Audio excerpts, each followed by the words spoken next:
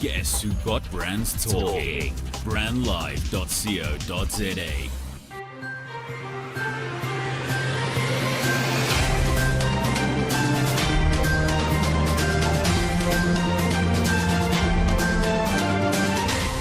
You're listening to our socialtv.co.za newsfeed. My name is Sam Marshall. Our top stories.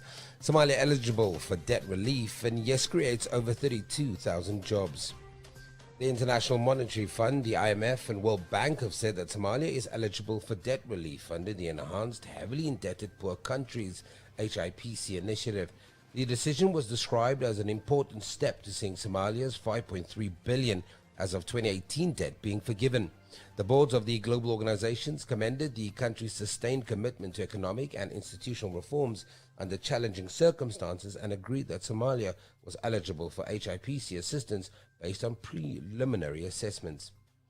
Since the official launch of Youth Employment Service YES in November 2018, more than 550 companies have partnered with YES to create over 32,000 work experiences. These are expected to inject more than 1.3 billion back into local economies through youth salaries. This result makes YES one of the highest impact job initiatives in the country that is not funded by government but leverages an innovative DTI policy on the codes of good practice to reward companies. The reward is a triple BE level up for an investment in youth jobs.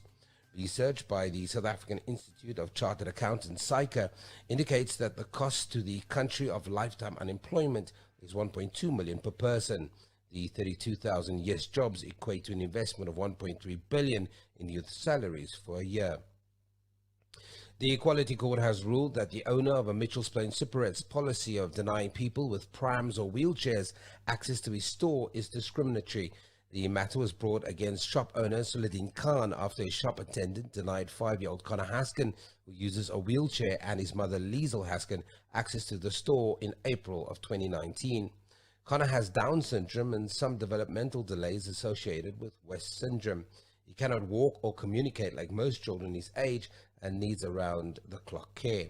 Khan was ordered to remove the sign prohibiting prams and wheelchairs and to rearrange his store in a way that will accommodate the use of these devices.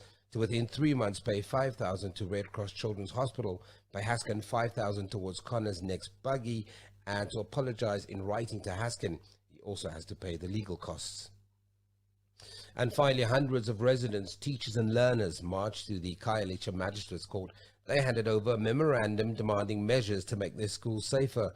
The protest, organized by the Khayelitsha Education Forum, KEF, called for the Western Cape Education Department to install metal detectors in all schools and to hire security guards 365 days a year. KEF also called for the department to start a walking bus in which learners, under the supervision of an adult, walk in groups to and from school.